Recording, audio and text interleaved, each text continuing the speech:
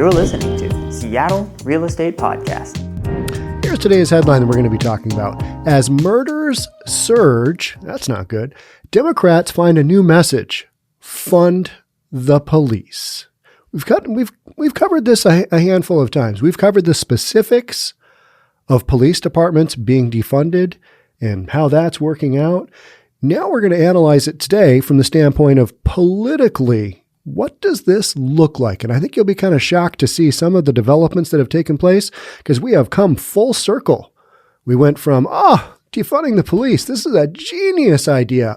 What could be better than this? To, we're going to avoid that defund the police thing, and we're just going to embrace, we need more cops. All right, that's what we're doing.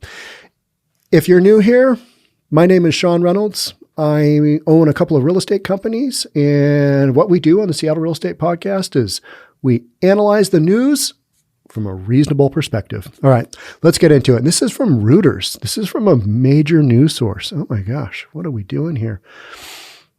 Last summer, Washington Mayor Muriel Bowser played a high-profile role in the protests sweeping America over police killings of black suspects.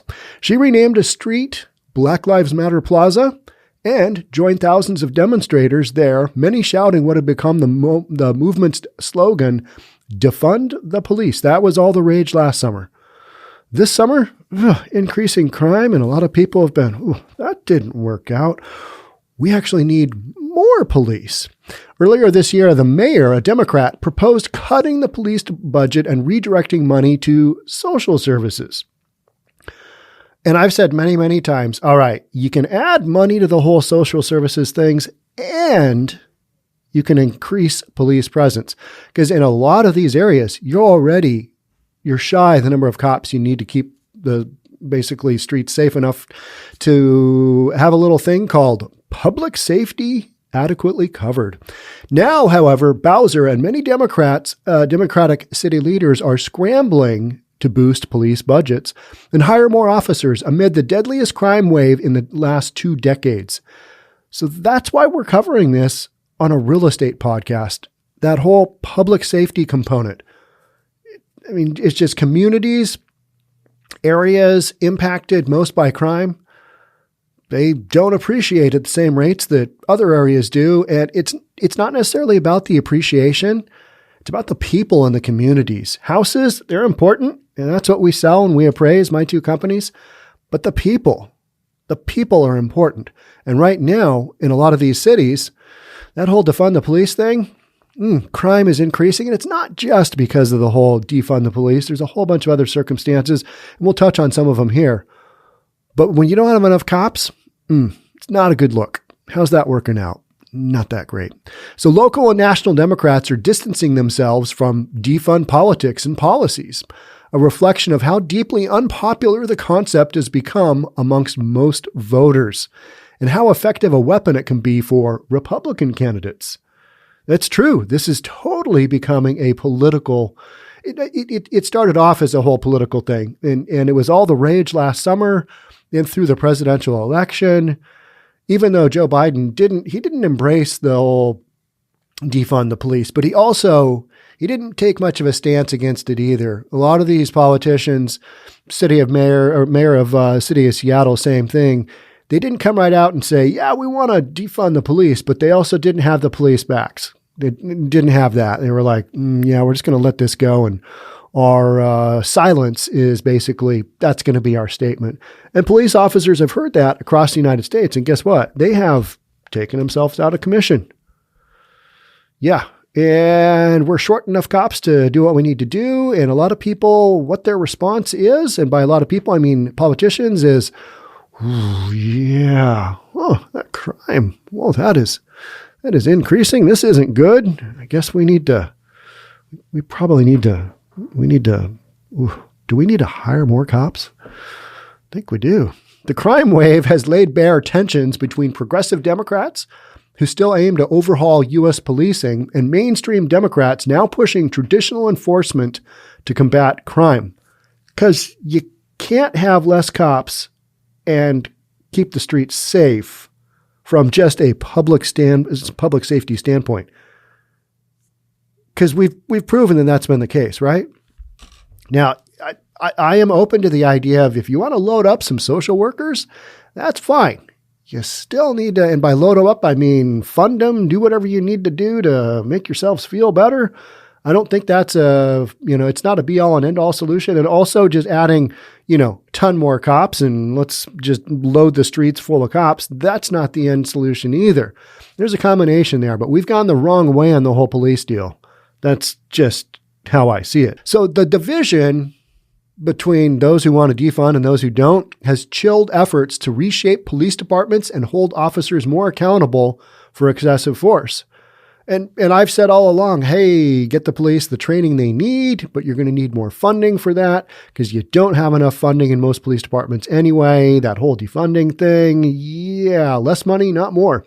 In New York, Atlanta, and Seattle, Democratic city politicians have abandoned or scaled back police budget-cutting efforts or other proposals they touted amid the uproar over the 2020 death of George Floyd. We all know that story. In Congress, a policing bill named after Floyd, sponsored by Vice President Kamala Harris when she was still a senator, remains stalled more than a year later. Yep. Just not really going anywhere, is it? New York pivoted from slashing almost $1 billion in police funds last year to adding $200 million this year. That's a $1.2 billion pivot, isn't it? Oakland, California boosted its police budget in June by $38 million after last year setting a goal to cut it by $150 million. All right, $188 million pivot. Interesting, isn't it? But you know what you're not seeing? You're not seeing this story on majority of major news networks. It was interesting to see that this popped up on Reuters. Austin, a liberal bastion in conservative Texas, this year passed its largest police budget under pressure from state Republicans over rising crime. Last year, Austin had diverted $150 million in police funds to other priorities. Imagine that conversation. Hey, you know that 150 large that we moved over to here? We need that back plus some. Things aren't looking good. Crime, not on the decline. Yep, that whole defunding the police thing went a little south on us, and we need some of that money back plus some. In Washington, Bowser asked the city council last month for $11 million to hire 170 new police officers after a series of shootings. $11 million sounds short. That doesn't sound like enough. Council agreed to fund 40 officers. Hey, we know crime's on the rise, but this is against what our political belief is. We know you need 170. We're going to give you 40. We'll see how that goes. How do you think that'll go? Probably not well. Bowser, who declined to comment for this story, interesting, has defended her reversal on police funding by saying she is responding to a crime wave and pleas for money from the city's police chief. How would you detach the two? If you're a politician, what would your pivot be there? How would you, all right, you got rising crime. How would you get away from that? Hey, I'm working on the crime wave over here. That defunding the police thing, that's over here. These are separate issues. Don't confuse the two. Okay. Do they think we're stupid? I don't know. It looks that way, right? I mean, doesn't it feel like a lot of times you see the news stories and you think, they think that we're just really dumb, that we can't really figure this out. One of the reasons I started doing the Seattle Real Estate Podcast on a daily basis was because, to me, the whole defund the police thing just seems so backwards. So backwards. All right. Not enough cops. The communities that are going to be impacted the most already have the most crime going on. Those are communities of color. How is this going to go? And I'm a real estate guy. I mean, I'm not a public safety expert. I don't have a PhD in whatever. You can just kind of figure out those numbers and go, yeah, this is cringeworthy. And it's only taken, less than a year to kind of figure this out in this real life social experiment. Didn't go well, not going well. I am outraged. The chief is outraged. The community should be outraged, she told reporters on July 22nd after a shooting on an affluent restaurant row near downtown that left 2 wounded. The incident followed the July 16th shooting of 6-year-old Nia Courtney, who was killed on her scooter by a stray bullet. A day later, a shootout occurred outside the Washington Nationals baseball park, and it left 3 wounded, including 2 shooting suspects. Violence nationally has upended the dynamics in key mayor races. Centrist Democrats campaigning on their support for police have won or emerged as favorites in party primary elections. In New York, former police officer Eric Adams captured the Democratic nomination for mayor in June, defeating more progressive candidates by vowing to hire, not defund, to hire more officers and support aggressive tactics. We've come full circle. That didn't take long at all, did it? It's just nutty. Nutty. In advance of next year's midterm congressional elections, Republican Party officials are making a crime a central issue because you can't avoid it. I mean, it's just there on the daily. And they're casting all Democrats as enemies of law enforcement. Republican Party officials are making crime a central issue because it's going up and it's impacting people and people's lives. And they're casting all Democrats as enemies of law enforcement. Well, yeah, not all Democrats. We don't cast all Democrats, but a lot of the Democrats, in relation to where they stood last summer, they were not pro-police. Let's just say that. They were not, they were not supporting the police departments. All you got to do is look at the exit numbers of, like, say, the Seattle Police Department, say the Portland Police Department, say the Chicago Police Department. Look at the exit numbers and look at how many more are probably going to quit before the end of 2021 is over. And on their exit polls, on their exit interviews, the police often says, yeah, city leadership, Democratic, in most of those cities I just mentioned, all of those cities I mentioned, they didn't support us. They defunded us. They didn't support us. So here you are. So casting all Democrats as enemies of law enforcement?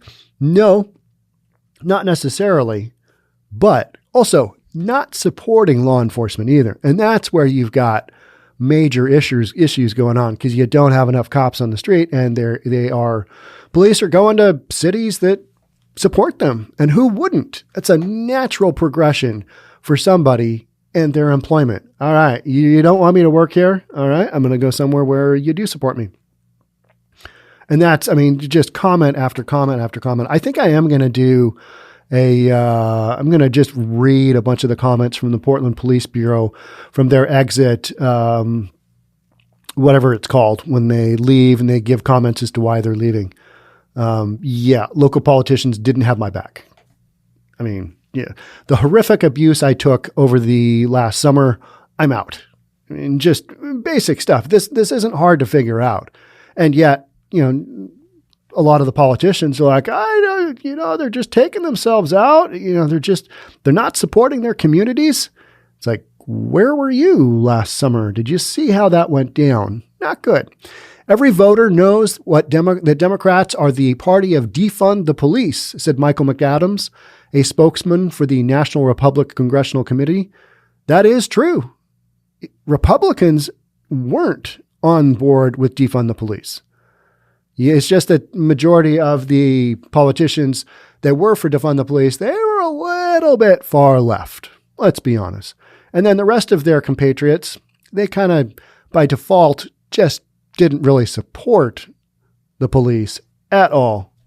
And that was the way that they basically supported defund the police. They knew it was a bad idea. They're like, even Mayor Ted down in Portland and Mayor Jenny Durkin here in Seattle, they were against defunding the police 50% now, like in CHOP. Not Mayor Ted, because he wasn't near CHOP, but he had his whole thing down in Portland with the nightly peaceful protests that weren't so peaceful for how many, 100, 120? How many straight nights was that? I need to figure that out because I keep talking about that. So most Main Street Democrats, however, never embraced the defunding movement pushed by party progressives. Yeah, but they didn't come right out and say, this is a bad idea either, did they? No. Democratic President Joe Biden rejected the idea during the 2020 campaign, even as he supported calls for reforms to address racial inequities and excessive force. Voters reject cutting police budgets by large margins, polls show. Voters reject cutting police budgets because they know it's going to impact them. A USA Today survey last month found that about 2/3 of respondents believe crime is worsening and that 7 in 10 support bigger police budgets, 70%. Only 22% said they support defunding police. I'm surprised that number is as high as it is right there. Because take a look around. Is this going the way it should be? No. Advocates for diverting police funds to social services concede they now face long odds. So Christy Lopez, a former U.S. Justice Department official, chairs the Police Reform Commission formed last year by the Washington City Council. She still believes spending on mental health and other programs would control crime better than more officers. All right. Well, I think a lot of folks are like, yeah, I hear you on that, but we need some more cops on the street. But she acknowledges that advocates have not convinced voters. The whole thing to me, it's mind-boggling. We've seen what happens when you don't have enough cops. Your 911 response time goes to like an hour, like here in Seattle. I'm pointing right at downtown Seattle. Goes to like an hour on a bunch of calls other than, priority 1, priority 2. So such efforts have been hobbled. Defunders retreat. And we're defunding. Now we are refunding. We're not giving money back, putting more money into the police departments, right? The defunders retreat. Such efforts have been hobbled in part by the economic fallout of the coronavirus pandemic, say academics who study policing. The pandemic destabilized communities, emptied downtowns, strained municipal budgets, and limited police patrols, all factors contributing to the surging violence, said Wesley Scogan, a policing expert at Northwestern University. Atlanta was among many cities that last summer saw massive protests demanding racial justice and police accountability. Its city council was poised last year to slash $73 million in police funds. The measure failed by one vote in favor of a proposal of giving the mayor, Keisha Lance Bottoms, who opposed cutting police budgets, time to develop a new policing model, which would take some rethinking and reimagining. And in the meantime, crime goes up. And guess what? Refunding the police becomes the idea of the moment. Oh, we need to put some more money into those police department budgets. Atlanta has since become one of America's deadliest cities. Murders are up 58% so far this year compared to the same period in 2019. Portland, and I'm just talking here, Portland, just a few weeks ago, maybe it was a week ago, they tied the most murders since 1994. And by the end of 2021, they should have a record-setting year for murders that will stand for years and years to come. I think they will outstrip the record set, I think 1986 or 1987 when we had all that crazy gang violence here in the West Coast. So talk of reinventing the police department has quieted, and the council added 7% or about $15 million to this year's police budget. Last month, Bottoms said she wanted to hire 250 more officers. How quickly that whole defund the police to, we need to add some more police officers. And nobody's really talking about it. Because that whole thing last summer, we were really into it. And by we, the far left, now, not so much. Little thing called public safety. And we've got some midterm elections coming up. Yeah, defunding the police. Not a popular concept anymore, even though you still got some holdouts. Who was it the other day? Cori Bush saying, deal with it. You still got to defund the police. All right. Well, I think you missed a boat on that one. Bottoms is not seeking re-election. Two leading candidates to replace her have both vowed to add more cops. One of them, Felicia Moore, said the city doesn't have to defund the police to fund social and mental health services. It should do both to fight crime. I agree. That to me seems reasonable because I think there are a lot of calls the police don't need to go on. Send out a social worker, have police back up, because you just never know. You've got so many people with mental health issues, addiction issues, issues where they should not have a gun. They should not have a weapon. I was reading a story. It was a Seattle story. Where was that? Is it downtown Seattle? I can't remember. It was maybe Capitol Hill, maybe First Hill. Maybe it was First Hill, which is close to Capitol Hill, where Chop and Jazz were. It was two naked guys running out of an apartment complex. One guy had a pair of scissors. He'd stabbed the other guy in the neck. The guy with the scissors, he'd been stabbed also. They're both bleeding. I mean, just some nutty stuff going on. You got people running around just stabbing each other. I don't think they are mutually exclusive, talking about funding social mental health services and funding more police on the streets. In Minneapolis, where George Floyd was killed, the movement to overhaul policing retains momentum despite a murder rate this year that could break a record, just like Portland. Minneapolis Mayor Jacob Frey, a member of the city's dominant Democratic Farmer Labor Party, the DFL, has opposed cutting police budgets. Fewer officers, he told Reuters, is not a realistic solution given the circumstances our city is facing. All cities are facing. But last summer, we thought it was just the best thing ever. Defund the police 50%. Now, it's not a realistic solution. Just 12 months later, it's not a realistic solution given the circumstances our city is facing. We were facing basically the same circumstances last year, just less crime. We still had decent crime going on, right? And then we did this little social experiment and sometimes less is not more. I should put that on a hat, right? Talking about getting some hats, some Seattle Real Estate Podcast hats. News for reasonable people. I don't know. We'll probably do a poll, come up with some of the ridiculous things that we can come up with. Because, the news is just, I get so just disappointed reading the news half the time because it's like, that's not really what's going on. That's not happening. What's wrong with you? Why are you reporting that? Well, because you got a narrative you got to keep to. So Frey, however, we are back to Minneapolis Mayor Jacob Frey. Frey, however, has lost support among the party's progressive base in the mayoral race to candidate Sheila Nizhad, a community activist who backs a radical overhaul of policing. A recent caucus of party voters showed Nizhad with a solid lead. Good luck with that, Minneapolis. Good luck. I mean, we'll see on the flip side there. When voters choose a mayor on November 2nd, they will also vote on a citizen-led referendum that would abolish the police department and replace it with a Department of Public Safety, employing peace officers and taking a comprehensive public health approach. Nizhad backs the measure. Frey opposes it. That would be an interesting one to see how that unwound. Not well would be my prediction. We need to shift the conversation from policing to safety, Nizhad said. Violence prevention requires investment in the community.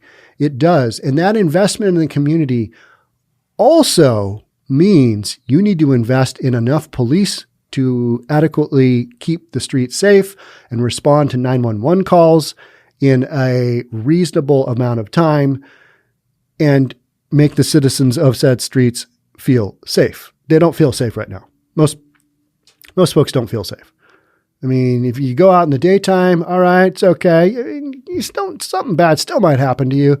At nighttime, yeah, different story, right? I mean, majority of all the stories I read regarding kind of the crazy crime going on, they happen in the early morning hours, maybe super late night, anytime from between 10 and like 5 or 6 a.m.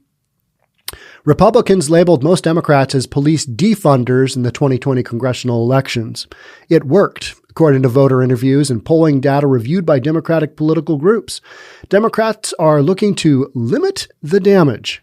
In July, President Joe Biden invited Bowser, New York's Adams, and other urban leaders to the White House for a summit on gun violence. We're not looking at the people shooting said guns, Just looking at the guns themselves, because you got to blame the guns, because you take a hard look at the people doing the shooting, that's not going to go. It's not going to go well. Urging cities to use federal stimulus money to hire new officers. All right, that was a thing. And that was, it's kind of like, okay, that's where we're headed. Interesting. Total pivot. In the nation's capital, homicides rose 20% in 2020 to a 16-year high and remain on that pace this year. The rising violence followed the city council's decision last year to cut police funding by 5% or $15 million. Here in Seattle, I think we cut police funding 17%, 18%, and we just flat don't have enough cops on the street. That's bottom line, right? Same thing down in Portland. Bowser's shifting stances on funding illustrate how Democrats are struggling to appease both progressives and mainstream voters. I think mainstream voters are looking around going, yeah, public safety, this isn't going in the right direction. Last year, Bowser, a two-term mayor with strong business community support, had unsuccessfully opposed the council's move to cut the police budget. Then in May of this year, she proposed slicing $36 million from the department in her budget proposal for 2022. She reversed herself after the July shootings, pivoting to a request for more funding to hire police officers. After a shooting happened, we need more cops. Let's see. Yep, that makes sense. That makes sense. You're on the right path there. All right, let's head down that one. That other one over here where you're taking money away from the police budget, maybe not so much. Yep, you got something going there. Run with that. Charles Allen, the council member who led the efforts to cut police budgets, said the council compromised in recognition of the rising violence, giving a portion of the policing funds she requested. They compromised. Oh, well, yeah, crime. Okay. Yep, we know it's going up. All right, I guess we'll give you a little bit of money to add some more cops. Okay, if we have to. But we don't agree with this. Fundamentally, we don't agree with this. Nice job, guys. We have to be able to step into the middle on policing issues, he said.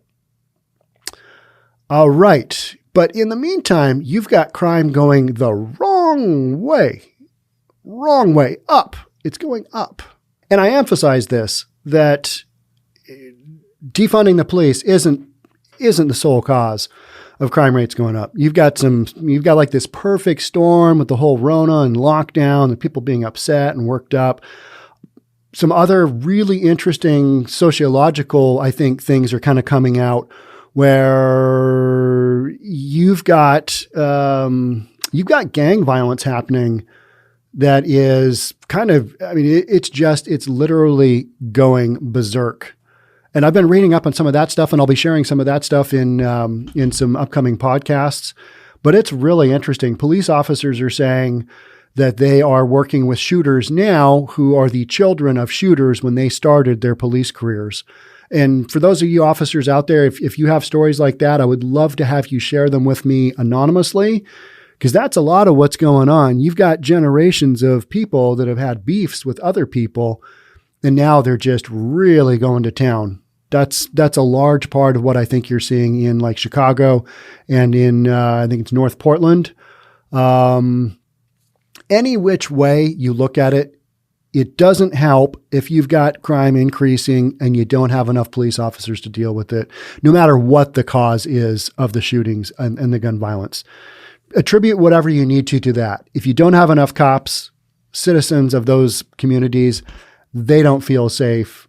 And as a result, I think it's pretty clear. Most people are like, yeah, that whole defunding the police thing, maybe we thought it was a decent idea at the time because we were kind of hopping on that political bandwagon because we don't want to see another George Floyd incident happen. And I don't either. So get some more money towards training, get some more police towards police training, get some more police on the ground, need to make people feel safe. That's kind of the way I see it. I don't know. How's this going to go? I think this is one of those social experiments where you're going to identify it in the tail end and go, whew, glad we got through that.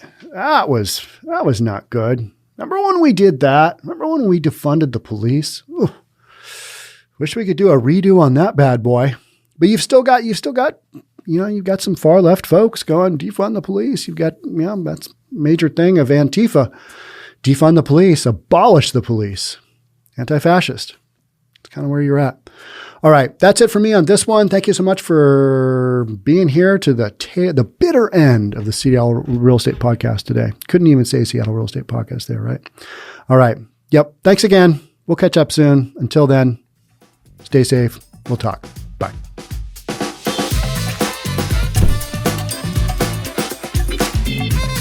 Don't forget to subscribe to our channel and hit the notification bell so you'll know when our next video is out.